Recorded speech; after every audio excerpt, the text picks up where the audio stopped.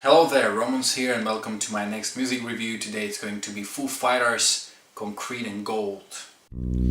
Music review. Music review.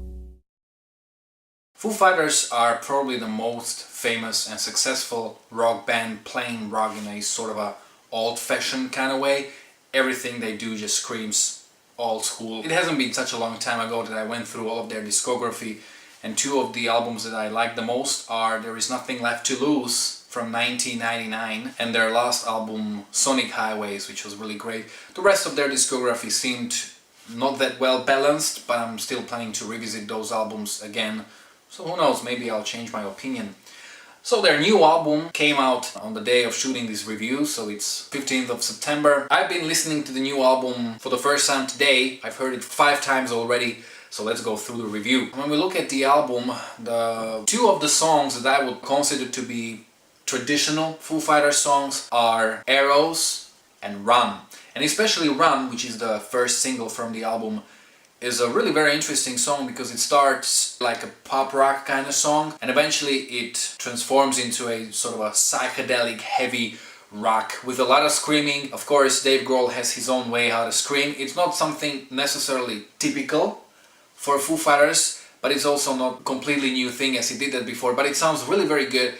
That song just really kicks ass. And what I really like, the rest of the songs, they have that kind of 60s/70s kind of vibe. Even the second song called Make It Right has a sort of a 70s kind of riff, and there are many backing vocals, not only on that song but in many others, and they have very Beatles kind of feeling. What I really like about this song, and this is what I've witnessed in many other songs, is certain unpredictability in songwriting, meaning that song does something and then you expect it to go that way, but it goes that way. It's new every time you listen to it because every repeated listening just makes this album better and better. Another interesting song is a song called Dirty Water, which sounds like Soundgarden combined with the Beatles. So it's really kind of a strange combination, but the song works very well. Later on the song gets heavier and there's also a sort of a electronic vibe to the song. Then the last song and the title track of the album, Concrete and Gold, Dave Grohl described this song as a combination of Black Sabbath and Pink Floyd. I personally wouldn't be able to describe it any better. You really have that kind of a doom rock kind of riff, and there are a lot of Pink Floyd things happening. What is really interesting about his album, based on what I've heard, this was the first album in years that Foo Fighters recorded in an actual studio. Obviously there were also other artists present at the studio that were recording their own stuff, one of whom was, for example, Justin Timberlake, who recorded his backing vocals on the song Make It Right. There were pop collaborations on many of the songs. One of the most interesting ones is on the Concrete and Gold, where one of the singers from Boyz II Men does backing vocals on the chorus, and it really gives very soul kind of feeling to the song. One of the best songs on the album is a song called Sunday Rain, which is the only song where the lead vocals are handled by Taylor Hawkins, who's the drummer. He's a really great singer, by the way, and drumming was done by the legend Paul McCartney on the album, who also does some backing vocals, which you can hear in the bridge. It's a really great song. It's another very 70s kind of song, and the chorus reminds me of Stairway to Heaven from Led Zeppelin. Another song that has that 70s vibe is a song called La Di Da, which almost reminds me of the band Creedence Clearwater Revival.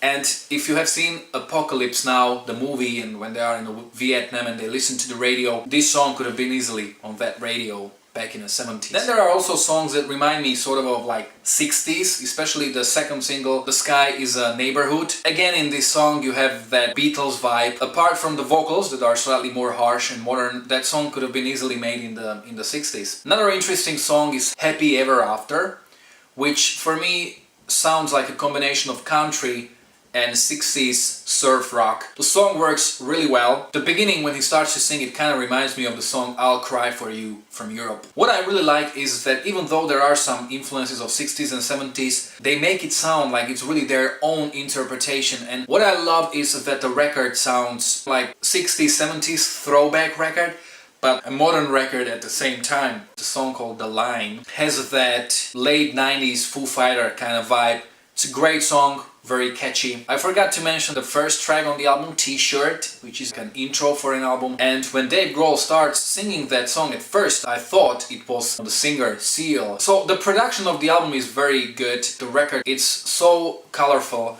that even after listening to that album 5 times today, I still want to listen to it a lot. And I can't help but feel so full of energy and so happy after listening to that album. It's a very positive record. I really like the lyrics, which I recommend checking out. Like, for example, The Sky is a Neighborhood is a song based on the fact that we all are made out of stars and that pretty much every person is connected with each other. The first single, Run, is about not giving up on your life. When you become older, you shouldn't just live from one day to another. You should still enjoy your life and still have goals.